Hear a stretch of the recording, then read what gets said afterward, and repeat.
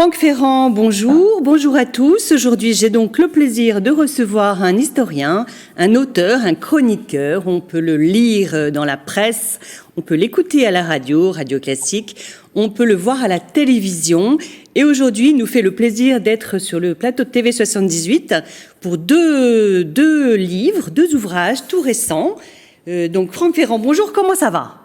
Bonjour Véronique, bonjour à tous, ça va très bien, je suis ravi d'être avec vous. Ça fait maintenant un certain nombre de livres que nous nous voyons.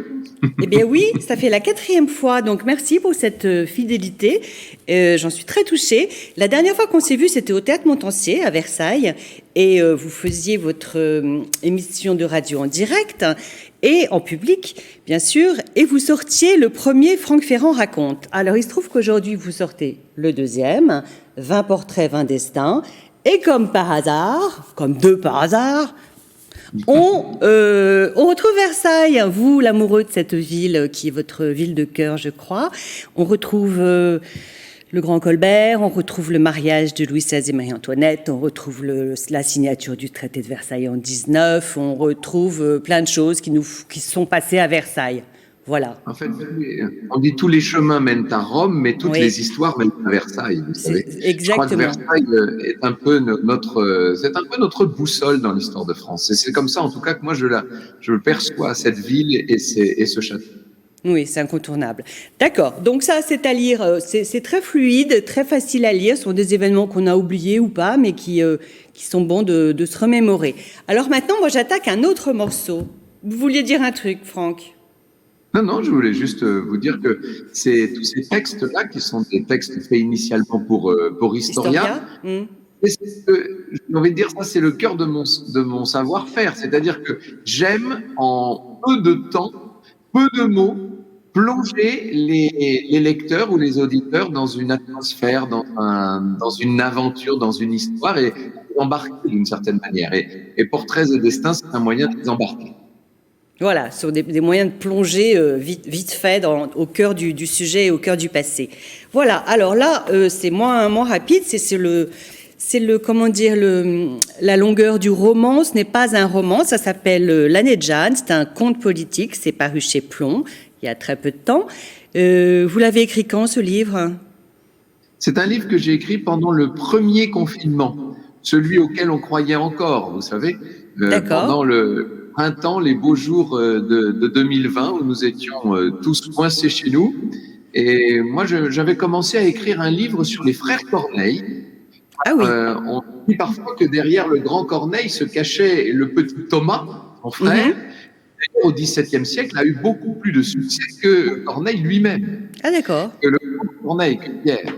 Et je voulais raconter l'histoire de ces deux frères qui avaient d'ailleurs épousé les deux sœurs, les sœurs de Lampérière, et raconter comment ces deux ménages avaient passé ensemble leur vie dans un univers qui était d'abord et avant tout celui du théâtre, bien sûr. Puis c'était, disons-le, l'occasion pour moi de revenir sur cette fameuse polémique qui, par ailleurs, m'a tant coûté, mais qui est en train de ressurgir à la faveur des projets de panthéonisation de Molière, la fameuse affaire Corneille-Molière. Bref, j'étais parti de cette écriture. Et au moment du confinement, je me suis mis à mon ordinateur. J'avais toute la documentation réunie depuis des années maintenant sur cette affaire Corneille. T'étais prêt. Mon éditeur Thierry Billard, qui à l'époque donc était chez Plon, me dit écoute, là maintenant tu vas pouvoir t'y mettre. Tu vas pas pouvoir me dire que tu n'as pas le temps, que tu es pris par toutes tes émissions. Là, tu vas pouvoir écrire. Et je me suis dit oui, je vais écrire. Sauf qu'en écrivant, je me suis rendu compte que j'avais surtout envie de parler d'actualité. D'accord. Notre époque est tellement grave, ce que nous traversons est tellement terrible qu'il était un peu dérisoire de se cacher derrière l'histoire et d'aller se préoccuper du passé du XVIIe siècle. D'accord, donc là vous avez affronté le présent. Pardon, voilà, je vous coupe la parole. Vous avez affronté le présent de face et de plein fouet. Et d'ailleurs, vous dites, souvent on vous sollicite bien évidemment en tant qu'historien, et on a l'impression que vous aimeriez, d'ailleurs c'est fait, donner votre avis de citoyen finalement, avec votre background d'historien évidemment. Donc on va peut-être quand même raconter de quoi ça parle. Alors cette Jeanne... Pour répondre à cette question, c'est le centre de l'affaire. Vous savez, moi, j'ai fait des études de sciences politiques, d'abord et Oui, avant tout. oui. Je suis passionné par la vie politique française depuis 40 ans. Je pense qu'il n'y a pas beaucoup de tribunes ou de débats que j'ai manqués depuis 40 ans. Mhm. J'ai fait beaucoup de droit public et d'économie politique. Je suis passionné par toutes ces questions en France et à l'étranger. Ouais. Et à chaque fois que je suis invité sur un plateau de radio, enfin dans un studio de radio ou sur un plateau de télé, on interroge les personnes autour de moi sur le dernier décret ministériel, sur une crise sociale, sur des événements, des troubles divers et variés. Et moi, systématiquement, on se retourne vers moi au dernier moment et on me dit, et alors, c'était comment du temps de Louis XIV ou c'était comment du temps de Saint-Louis? Ouais, c'est Et ce je que vous vous dis, dites, page 175. une claque, littéralement. Je trouve ça terrible. Ouais, Et ouais. donc, j'avais envie que mes chers confrères, d'abord et avant tout, comprennent que je pouvais Aussi. aussi, à l'occasion, parler de politique et d'actualité. Et je crois que là, ils l'ont compris, puisque maintenant, ils ne cessent de me solliciter Voilà, sur le voilà, vous sujet. êtes sollicité sur tous les médias. Ok, donc là-dedans, alors on va aller un petit peu vite parce qu'on n'a que 13 minutes, je vous le rappelle, Ah, pardon, malheureusement. voilà, je ne savais pas, excusez-moi. Pardon. Ah pardon, tout Je va vais bien. plus court dans mes réponses. Merci. Ah, donc cette fameuse Jeanne, donc ce livre, vous l'écrivez, enfin c'est une jeune chargée de mission du président actuel, on est en 2022, qui Non, c'est l'écrit. pas le président actuel, c'est le successeur du président Macron, hein, puisque Ah oui, d'accord. j'imagine qu'à la fin de 2021, Il n'est devant pas réélu. l'importance de la catastrophe, le président Macron est obligé de démissionner. Et c'est donc son successeur que va Voilà. rencontrer Jeanne Anti. Oui, par l'intermédiaire d'une jeune chargée de mission qui est la narratrice. Alors vous placez l'histoire enfin, vous la faites raconter l'histoire en 2070. Cette fameuse Jeanne, elle arrive de Nouvelle-Calédonie. Elle a été prise de cécité à 12 ans. Et elle arrive un peu comme une voix salvatrice. J'ai l'impression que ce personnage, c'est un mélange de Jeanne d'Arc et de Jeanne Antibes Touré, qui était une sainte un peu moins connue. Est-ce que c'est ça l'idée ?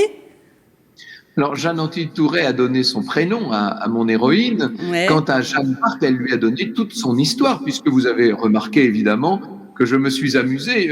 C'était le confinement, je vous dis, il fallait bien s'amuser un peu. Oui, oui. Et je me suis amusé à transposer toute la saga de Jeanne d'Arc du XVe siècle dans le XXIe siècle. Et en fait, épisode par épisode, ma petite Calédonienne va vivre ce que la baroise Jeanne avait vécu dans les années 1428, 29 et 30.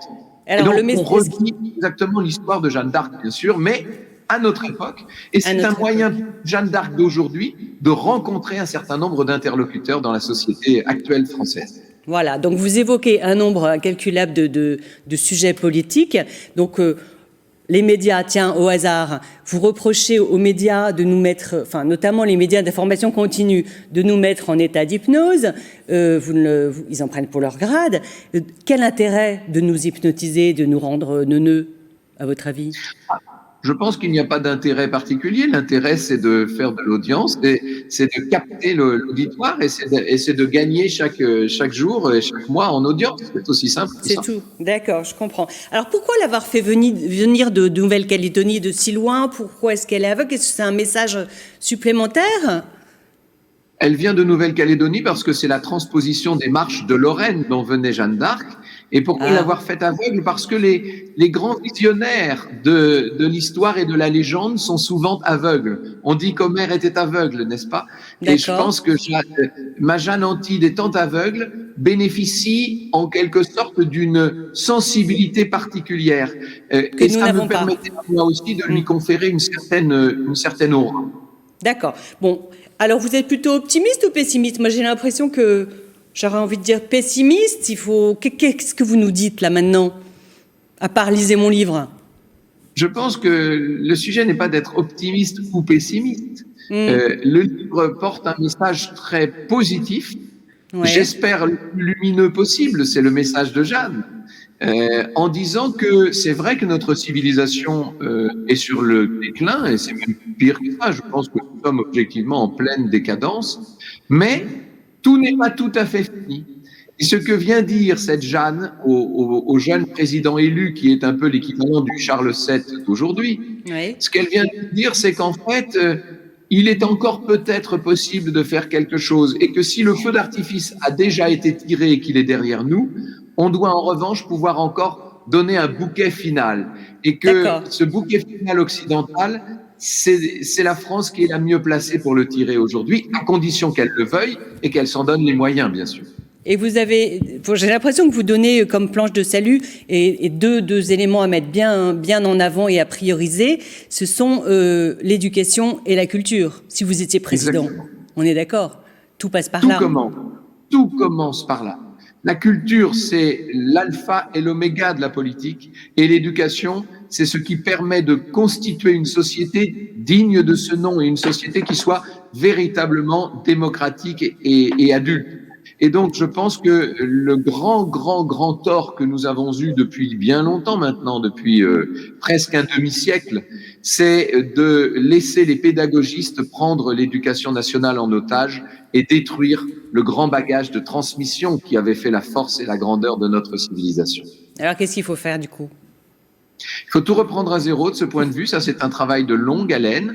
Et puis, il faut surtout essayer de mettre systématiquement en avant comment pourrait-on dire ça? Ce que j'appelle le cœur dans le livre. Ah, le cœur à l'ouvrage. Voilà, pas le cœur au sens sentiment du terme, pas le cœur au sens générosité, quoique, oui. Mais le cœur au sens courage. Il faut oser affronter les choses en face, il faut se retrousser les manches et se mettre à l'ouvrage. Vous auriez envie de faire de la politique ? J'aurais très envie, mais c'est déjà le cas, je vous rassure. Bien sûr, ça y est, avec ce livre. C'est parti, de parler avec les hommes politiques, d'essayer de justement leur donner un peu de courage, leur donner un peu d'allant et les aider dans une tâche qui est extrêmement difficile. À titre personnel, non, je ne veux pas faire de politique. Je pense que d'ailleurs, je n'en aurais pas les compétences. J'aurais peut-être les compétences pour conquérir le pouvoir. Je ne suis pas persuadé que j'aurais les compétences qui me permettraient de l'exercer. En revanche, intervenir dans le débat public et livrer mon opinion, vous avez remarqué que maintenant, ça y est, c'est le cas. Ça y est, les vannes sont ouvertes. Ok, extra. Bah écoutez, merci beaucoup. Corneille, on peut quand même l'espérer ou pas ?